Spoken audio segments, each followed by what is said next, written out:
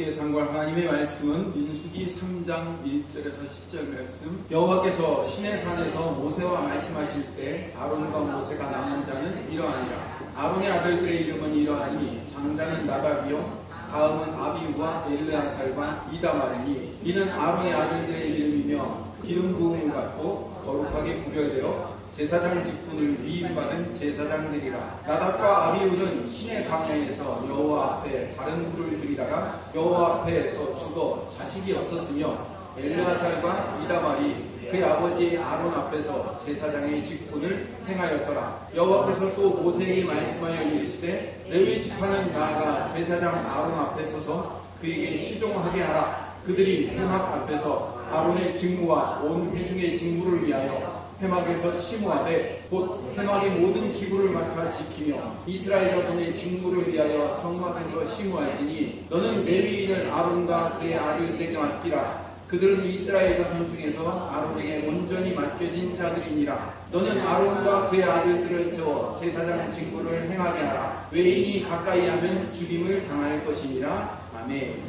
민수기 1장 처음에 백성을 계수할 때 12지파의 계수에 레위인들은 들어가지 않았습니다. 이스라엘은 원래 12지파였습니다. 그런데 요셉 지파가 복을 받아서 에브라임과 므낫세 지파로 나뉘었어요. 요셉 지파가 2지파가 된 거죠. 그래서 사실상 13지파가 된 겁니다. 그런데 레위 지파는 뺐어요. 레위 지파가 빠졌기 때문에 다시 12지파가 된 거죠.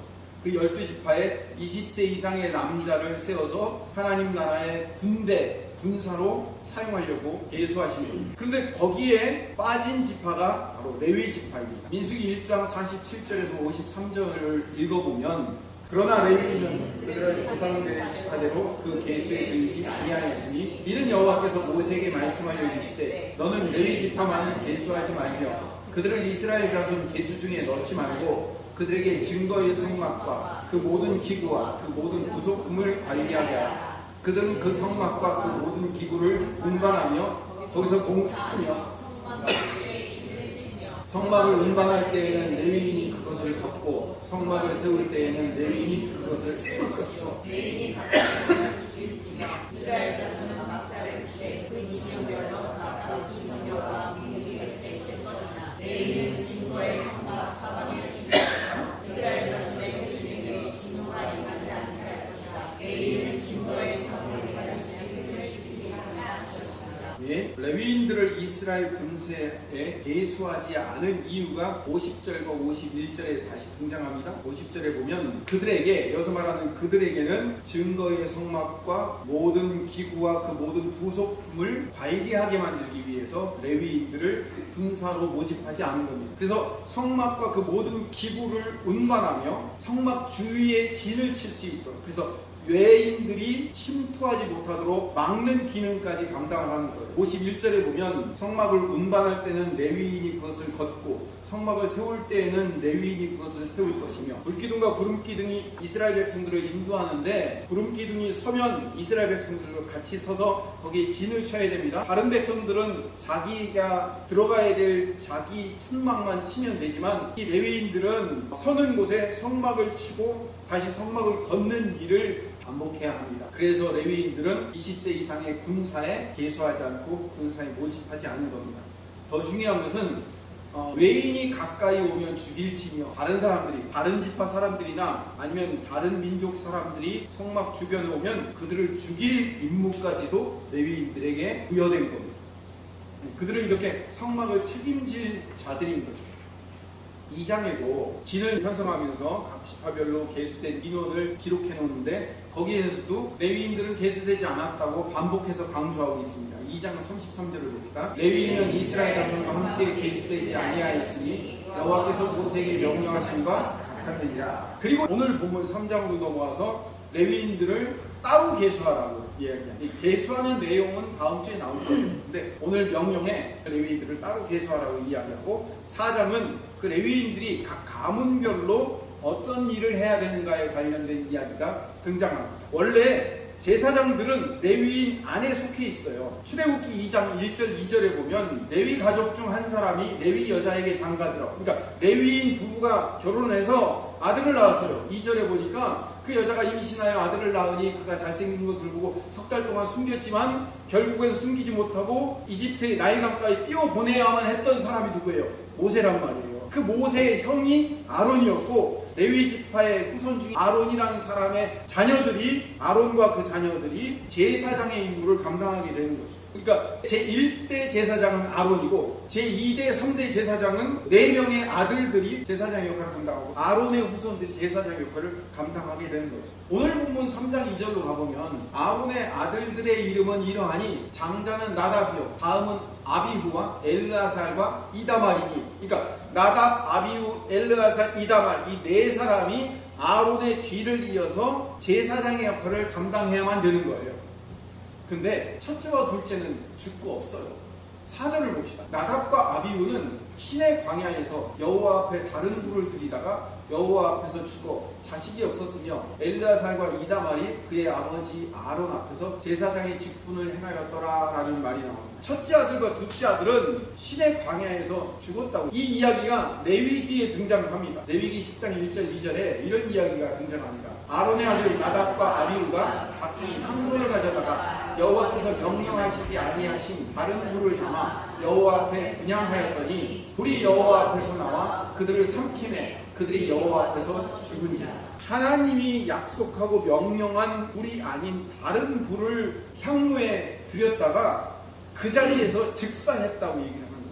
레위기 16장 12절을 가봅시다. 향로를 가져다가 여호와 제단 위에 피운 불을 그것에 채우고 또 곱게 간 향기로운 향을 두 손에 채워가지고 휘장 안에 들어가서 성소 안에 들어가면 분향단이라는 곳이 있어요. 우리 제사 드릴 때 향을 태우는 것처럼 이스라엘 성소 안에도 분향단에서 향로가 있어요. 그 향로에 불을 놓고 거기에 준비된 향을 가져다가 그 향을 피워서 향기를 낼 수 있도록 하는 것이 분향단이에요. 그런데 거기에 드려져야 될 불이 따로 준비되어 있어야 돼요. 하나님이 정한 방식의 불만 가지고 와야 돼요. 그런데 하나님이 정한 방식의 불을 드리지 않았다고 해서 제사장 2사람이 그 자리에서 즉사해서 죽었다니까요. 하나님의 명령이 얼마나 무서운지를 보여주는 거예요. 원래 어떤 불을 드려야 되냐면 번제단에 있는 불을 드려야 돼요. 레위기 16장 10절 봅시다. 향로를 가져다가 여호와 앞 제단 위에 피운 불. 여호와 앞 제단 위에 피운 불이라는 건 뭐냐면 성소 앞에 번제단을 이야기하는 거예요. 번제단은 뭐 하는 거예요? 번제를 드리는 거죠. 아침 저녁으로 번제를 드리라고 얘기하거든요. 그러니까 아침 저녁으로 번제를 드린다는 것은 아침 저녁으로 소나 양을 온전히 태워서 하나님 앞에 드려야 돼요. 아침 저녁으로 태워드려야 되니까 그 불은 꺼지지 않는단 말이에요. 늘 꺼지지 않는 불이 번제단에 숯불이 타오르고 있는 거예요. 그 타오르는 숯불에서 숯을 몇 개 가져다가 향로에 담아가지고 가서 태워서 드리면 되는 거예요. 그게 분향단인 거예요. 성소 바로 앞에 번제단이 있어요. 바로 앞에 내려가서 숯불을 가져다가 드리면 되는 거예요. 거리상으로 가장 가까운 거예요. 그런데 아론의 2 아들이 정해진 번제단에서 불을 드리지 않고 다른 불을 가져와서 드렸다는 것은 뭘 의미하는가요? 성소 앞에 바로 앞에 번제단이 있어 가까운 데 가서 드리면 되는데 왜 굳이 멀리 가서 다른 불을 가지고 왔을까요? 그 이유는 번제단의 불이 꺼졌다는 거예요. 그 번제단의 불을 온전히 관리하지 못했기 때문에 꺼졌어요. 그러니까 다시 번제단에 불을 피워서 번제단을 먼저 제대로 만들어 놓고 그 불을 가지고 갔어야 되는데 급하니까 다른 불을 가지고 온 거예요. 그래서 아론의 첫째 아들과 둘째 아들이 그 자리에서 즉사하여 죽은 거예요. 이와 비슷한 사건이 사무엘 하에도 등장을 합니다. 사무엘 하 6장 6절에서 8절 말씀을 보면 우사라는 사람이 등장합니다. 법궤를 블레셋 사람들에게 빼앗겼다가 다시 수레를 타고 오는 거예요. 근데 옛날 도로는 자갈길이기 때문에 들썩들썩하죠. 그러니까 그 수레 위에 올려져 있던 법궤가 들썩들썩하니까 혹시나 넘어질까봐 우사가 손으로 만졌어요. 움직이지 못하도록. 그런데 그렇게 법궤를 손으로 만졌다고 그 자리에서 우사가 즉사를 하고 그게 사무엘하 6장에 등장하는 거예요. 그러면 이 법궤는 만지지 말아야 되나요? 예, 만지지 말아야 됩니다. 민수기 4장 15절 말씀을 가봅시다. 진영을 떠날 때 아론과 그의 아들들이 성소와 성소의 모든 기구 덮는 일을 마치거든 고핫 자손들이 와서 낼 것입니다. 그러나 산불은 만지지 말아야 그들이 죽으리라. 회막 물건 중에서 이것들은 고핫 자손이 낼 것이며 진영을 떠날 때, 다시 말하면 불기둥이 구름기둥이 움직이기 때문에 이스라엘 백성들도 이제 짐 싸가지고 출발해야 돼요. 그럼 레위인들이 이 성막을 다 해체해야 되는데 그 중에 성소와 성소 안에 있는 것들은 제사장들만 만질 수 있어요. 제사장들이 그걸 다 싸가지고 레위인들이 들고 가기 쉽게 준비를 해놔요. 그럼 레위인들이 그것을 들고 가는데 특별히 고핫 자손들은 그 법궤를 자기들이 법궤를 만질 수 없으니까 거기다가 채를 끼운다고 그래요. 나무 막대를 2개를 끼워가지고 가마 매듯이 4사람이 법궤를 드는 거예요. 채를 끼워서 들고 출발하게 되는 거예요. 채를 메어서 들고 가는 일은 고핫 자손만 해야 돼요. 그거는 제사장들도 할 수 없는 일이에요. 고핫 자손들에게만 들고 갈 수 있도록 만들어 놓은 거예요. 그런데 고핫 자손들은 법궤를 만지지도 못해요. 그냥 채에 꿰어서 들고만 가야 돼요. 각각 자기들이 맡은 분량들이 다 있어요. 어떤 사람은 싸고, 어떤 사람은 들고 가고, 어떤 사람은 성막을 치고, 어떤 사람은 성막을 다시 해체하고, 각자 자기가 맡은 부분들이 있단 말이에요. 그거 이외에 다른 것을 하면 죽게 돼 있어요. 철저하게 업무가 구분되어 있단 말이에요. 근데 웃사라는 사람은 고핫 자손이 아니에요. 그리고 웃사라는 사람은 제사장이 아니에요. 제사장이 아니기 때문에 법궤를 만질 수 없는 겁니다. 아무리 고핫 자손이든 아무리 레위인이라도 법궤는 제사장들만 만질 수 있는데 웃사는 그 법궤를 만졌다가 죽은 겁니다. 민수기 4장 15절 말씀에 이렇게 경고하고 있어요. 그러나 성물은 만지지 말라 그들이 죽으리라. 만지지 말라 그들이 죽으리라. 히브리어로 얘기하면 나가로무트라고 되어 있어요. 근데 창세기 3장 3절에 가보면 동산 중앙에 있는 나무의 열매는 하나님의 말씀에 너희는 먹지도 말고 만지지도 말라 너희가 죽을까 하노라 너희가 죽을까 하노라. 요 말씀이 나가로무트예요. 똑같은 어순으로 되어 있어요. 하나님은 선악을 알게 하는 나무의 열매를 먹으면 죽을 것이라고 경고를 했어요. 동산 안에 있는 모든 열매들은 너희들이 마음대로 먹어도 되지만 선악을 알게 하는 나무의 열매만큼은 먹지 마라 라고 분명히 말씀하셨어요. 이거를 율법이라고 얘기합니다. 하나님이 정해주신 말씀의 법이에요. 창조주이며 주권자이신 분이 정해주신 법이에요. 이 법을 지켜야 살 수 있는 겁니다. 선악을 알게 하는 나무의 열매를 먹으면 죽게 돼 있어요. 그런데 먹었기 때문에 우리 인간은 죽을 수밖에 없는 거예요. 하나님이 정해주신 법이에요. 왜 그렇게 했어요? 왜 선악과를 만들어가지고 그런 일이 일어나는 거예요? 라고 우리는 하나님을 원망하고 있지만 여러분 하나님이 말씀을 통해서 이것을 먹으면 죽으리라라고 정해놨다는 것은 하나님이 그 말씀 안에 하나님 당신을 집어넣으신 거예요. 무슨 말인지 이해가세요? 여기 굉장히 중요합니다. 하나님이 창조주이시지만 창조주가 말씀으로 일단 법을 정해놓으시면 그 법 안으로 당신 자신도 같이 들어가는 거예요. 좀 어려운 말로 성육신이라고 얘기하는 거예요. 말씀에 당신도 묶이시는 거예요. 자기 키의 10배가 되는 곳에서 떨어지면 죽게 돼 있어요. 대한민국 남성 평균 키가 172래요. 그 172의 10배면 얼마예요? 17m죠. 그렇죠? 17m에서 떨어지면 낙하산을 가지고 있지 않는 이상 모든 사람은 17m에서 떨어지면 죽게 돼 있어요. 그럼 실험해볼까요? 절대로 떨어지면 안 된단 말이에요. 여러분 자기 키의 10배가 되는 곳에서 떨어지면 죽는 것은 당연한 법칙이에요. 우리는 그것을 중력의 법칙이라고 얘기하고 만유인력의 법칙이라고 얘기한단 말이에요. 그 법 안에 하나님 당신도 묶이신 거예요. 그래서 아무리 사랑하는 당신의 자녀일지라도 우리가 떨어지면 죽게 돼 있어요. 하나님의 자녀는 막아서 안 죽게 만드시고 하나님의 자녀가 아닌 사람들은 죽게 만드시고 이렇게 말씀하지 않으셨어요. 아무리 내 사랑하는 자녀일지라도 너희들 떨어지면 죽어. 그러니까 어떻게 해야 돼요? 조심해야 돼요. 막아놔야 되고 뭔가를 쳐놔야 된단 말이에요. 공사할 때는 항상 안전띠를 떼야 되고 안전망을 설치해서 떨어지지 않도록 막아줘야 돼요. 왜? 하나님이 정해주신 법이 있거든요. 중력의 법칙이라는 게 있기 때문에 그 법을 우리는 지켜야 돼요. 근데 원숭이나 고양이는 자기 키의 10배가 되는 곳에서 떨어져도 안 죽어요. 새들은 날아가게 돼 있어요. 이 창조주의 법칙이란 말이에요. 무엇은 되고 무엇은 안 되는가를 창조주가 그렇게 정해놓으신 거예요. 그래서 우리는 떨어져서 죽을 만큼 위험한 상황이 되면 고소공포증이라는 걸 만들어놨어요. 우리 마음 가운데 여러분 높은 데서 내려다보면 어때요? 몸이 다 찌릿하잖아요. 그렇게 만들어놨어요. 그래서 위험한 것을 보고 내려가지 못하도록 그 근처에 가까이 가지 못하도록 하나님이 법을 정해서 만들어 주신 거예요. 왜 하나님은 만지면 안 되는 것을 구별해 놓으셨을까요?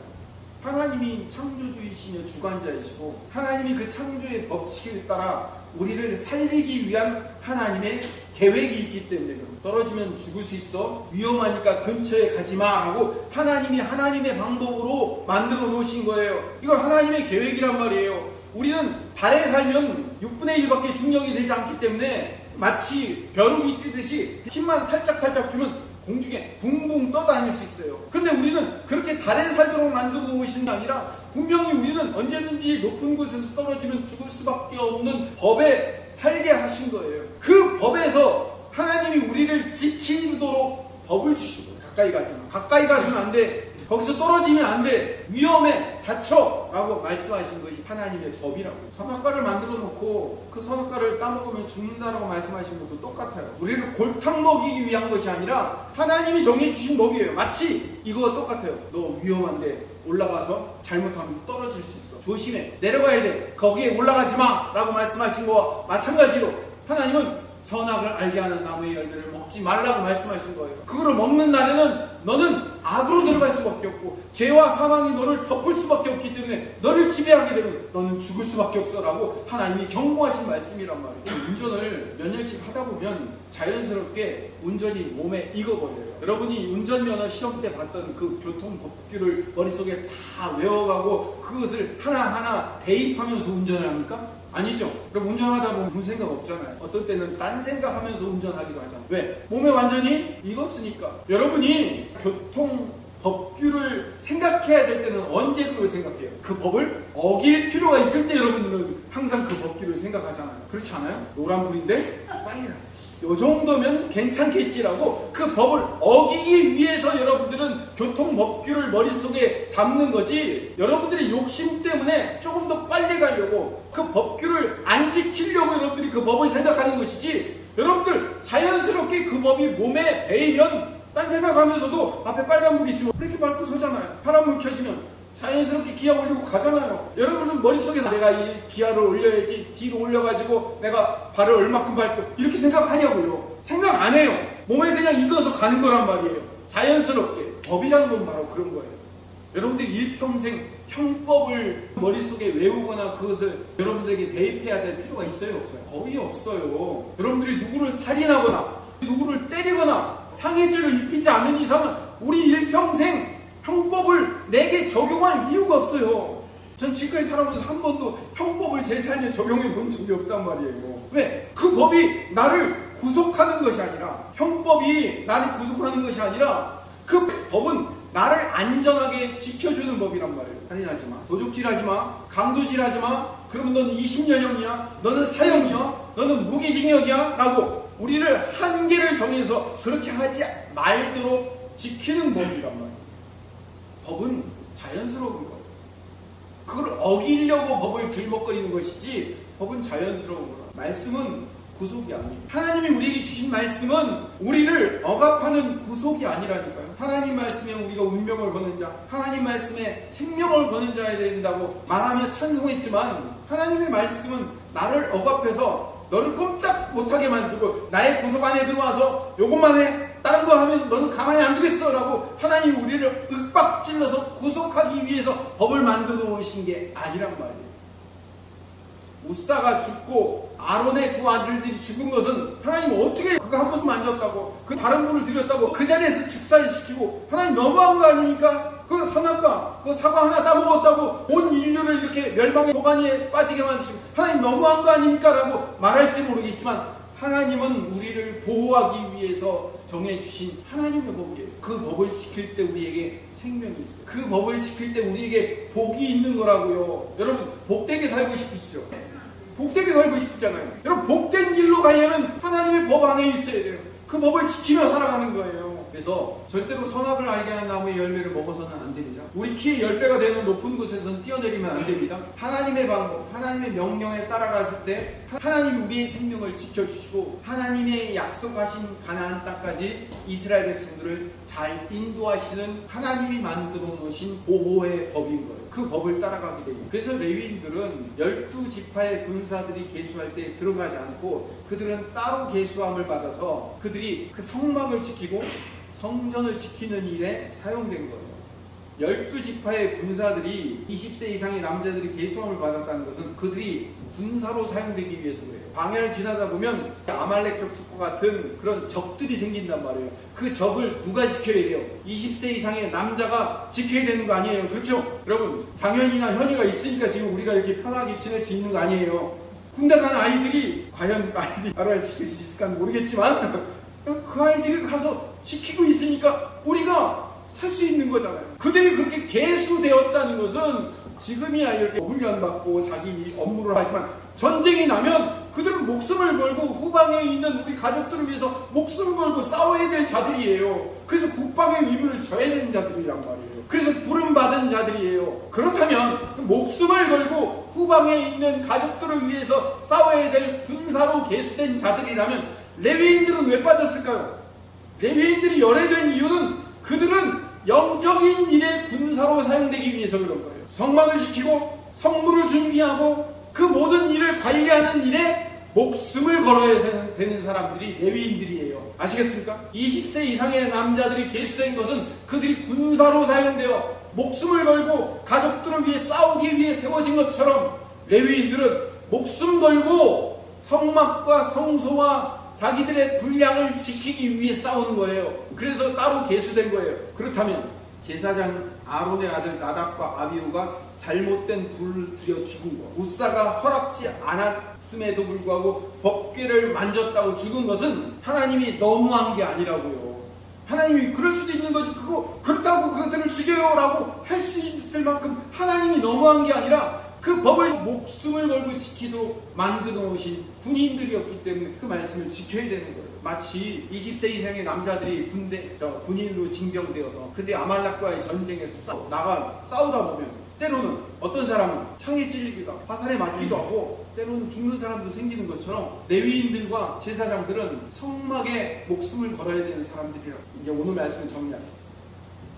구약은 항상 신약을 예표하고 있다고 말씀드렸어요. 그래서 지난주, 지지난주에도 얘기했지만 1세대 이스라엘 백성들이 광야에서 죽고 2세대 이스라엘 백성들이 태어나 믿음으로 자라 가나안 땅에 들어가는 것을 구약에서는 시청각 교육으로 보여주기 위해서 1세대 백성은 죽고 2세대 백성은 태어나서 가나안 땅에 들어가는 것으로 따로 구분되어 있었어요. 근데 신약 백성인 우리 성도들은 이 1세대와 2세대의 백성들의 삶을 여기 삶에서 우리의 광야의 삶에서 동시에 경험하고 가야 된다고 말씀드렸어요. 어떻게 해요? 내 옛 자아와 성품이 1세대 이스라엘 백성들과 같은 옛 자아와 성품, 옛 노예의 삶, 옛 애굽의 삶, 옛 자아의 삶을 이 땅에서 죽이고 여기서 성령으로 거듭난 새 사람이 훈련되어 요단강 건너 천국 가는 삶을 여기서 동시에 경험하고 가야 된다고 말씀을 드린 거예요.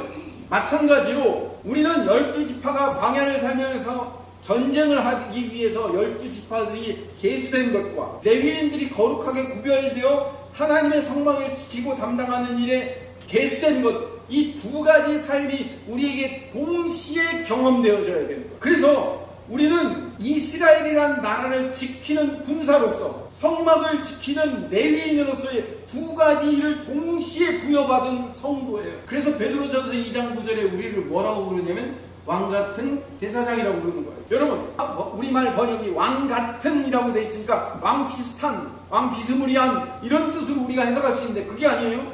바실리오스라는 것은 왕의라는 뜻이에요. 왕과 같은 존재, 왕으로서의 존재, 그리고 제사장으로서의 존재, 두 존재가 우리 안에 같이 들어가 있다는 얘기예요. 여러분, 왕이 해야 되는 일은 뭐예요? 하나님의 백성을 지키는 거예요.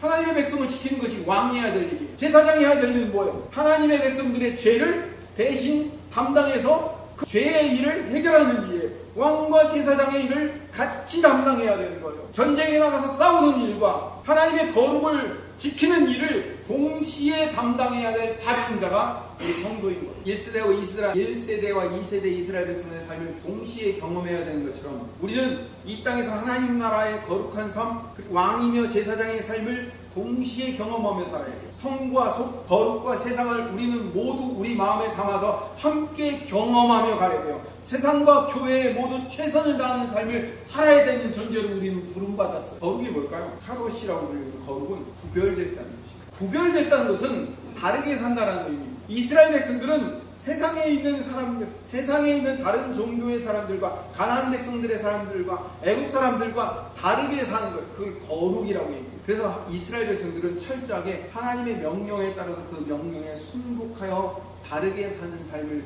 살아갑니다. 그래서 그들은 하나님의 말씀에 따라 다르게 사는 것들을 훈련받는 사람들이에요. 그래서 그들의 전쟁은 뭐냐면 이스라엘 백성들은 하나님께 순종하는 전쟁을 하는 거예요. 그래서 아말렉과 싸울 때 어떻게 싸워요? 모세가 손을 들면 이기고 손을 내리면 지는 전쟁을 싸우는 거예요. 아, 하나님께 순종하면 이기는구나. 이거를 배우는 거예요. 이스라엘 백성들이 12지파의 20세 이상의 계수된 그 남자들이 이걸 배우고 가야 돼요. 마찬가지로 레위인들도 거룩한 삶을 살아야 돼요. 하나님의 명령에 순종하여 철저히 구별된 삶을 살아야 돼요. 내가 해야 될 일만 하고 내가 절대로 만져서는 안 되는 일들은 만지면 안 되는 일을 목숨을 걸고 지켜야 될 사람들이에요. 분양할 불은 반드시 고아자손이 채에 깨어서 어깨에 메어야만 되는 거예요. 이런 하나님의 법칙을 목숨 걸고 지키는 사람들이에요. 그럴 때 그들에게 복된 삶이 기다리고 있는 거예요. 하나님이 그들을 구름 기둥과 불 기둥으로 인도하고 만나와 물과 메추라기와 그들의 모든 삶을 하나님께서 광야에서 책임지시고 인도하고 가시는 거예요. 20세 이상의 남자들은 자기들의 백성을 지키고 레위인들은 성막을 지키는 일, 두 일을 동시에 같이 싸워가야 될 자들이 우리 성도들이 하나님의 명령을 안 지키면 죽는다, 죽어라고 위협하고 협박하기 위해서 말하는 게 아니에요. 우리는 세상에서 하나님의 백성으로 살기 위해서 목숨 걸고 살아야 되는 사람들이에요. 거룩을 지키기 위해서 다르게, 세상과 다르게 살기 위해서 목숨을 거는 사람들이에요. 세상의 악에서 가족과 교회를 목숨 걸고 지키는 사람들이에요. 목숨 걸고 신앙이 내 삶을 지배할 수 있도록 살아봐야 되는 사람들이란 말이에요. 그래서 예수님이 먼저 우리를 위해서 목숨을 버려주셨어요. 갈라디아서 1장 4절 말씀을 보시죠. 그리스도께서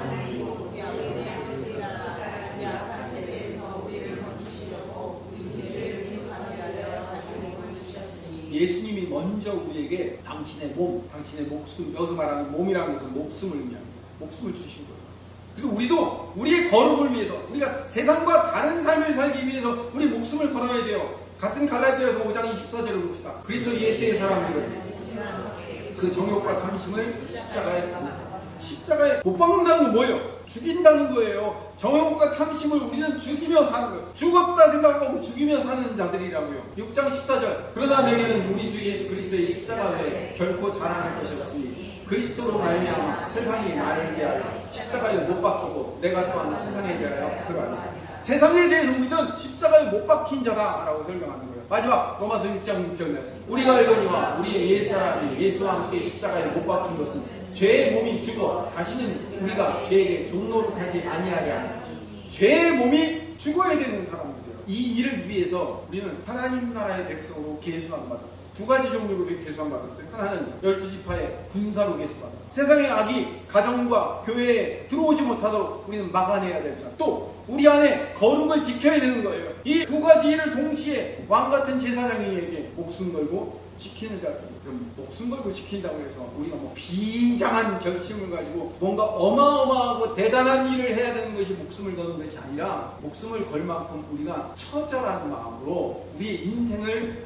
살아가야 된다는 것을 말씀드리는 겁니다. 하루 종일 유튜브 붙들고 사는 사람에게 하나님이 주신 말씀, 하나님이 주신 묵상의 시간, 찬양과 기도의 시간을 내어줌으로 내 인생에 하나님이 들어오시도록 그 시간을 하나님께 내어주는 것, 여러분 그게 거룩한 삶이에요. 뭐 대단하고 어마어마하고 해서 그 목숨 걸고 지키지 않으면 안 된다고 해서 우리가 뭘 어떤 혈투를 벌여야 되는 게 아니라 여러분들이 하루 종일 빠져있는 거기에서 좀 하나님을 위해서 그 시간을 좀 확보해서 여러분들이 최선을 다해보는 거예요. 게으름을 좀 떨쳐내고 성실과 부지런으로 애쓰기 위해서 한 걸음 더 가보는 것. 무질서하고 시간에 바쁘게 쫓겨 정신없이 사는 사람들이 좀 질서있게 삶을 다듬어 가려고 내 삶을 한번 되돌아보는 것. 여러분 이게 치열한 삶이란 말이에요. 이게 목숨을 건 왕같은 제사장으로서의 삶인 거예요.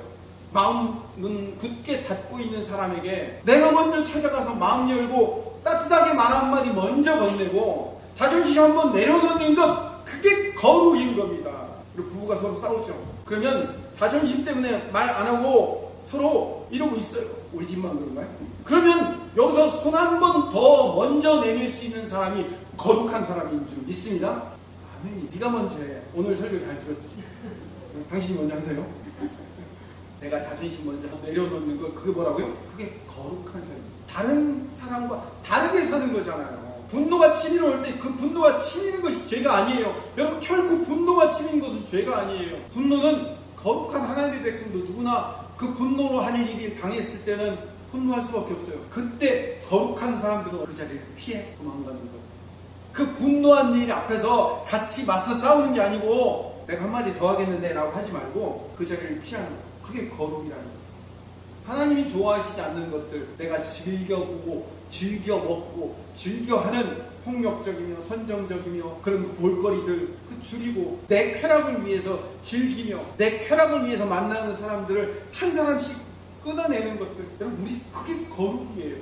넘어졌다 다시 일어났다 넘어졌다 다시 일어났다 수도 없이 하죠. 그때마다 에휴 또 넘어질 텐데 뭐하러 해 라고 포기하지 말고 그래도 한 번 더 해보겠다고 결심하고 결단을 미루지 않고 한 걸음 걸어가 보는 것 이게 거룩이에요. 여러분 이거를 목숨 걸고 해보시라는 거예요. 단 5분이라도 좋으니 단 한 번이라도 좋으니 끊을 것은 끊고 맺을 것은 맺고 내가 먼저 다가갈 것은 다가가면서 한 걸음씩만 더 앞으로 전진해 보는 거예요. 그게 말씀 앞에 사는 사람들의 거룩한 삶이라는 사실을 깨닫는 주의 백성 되시기를 간절히 소망합니다.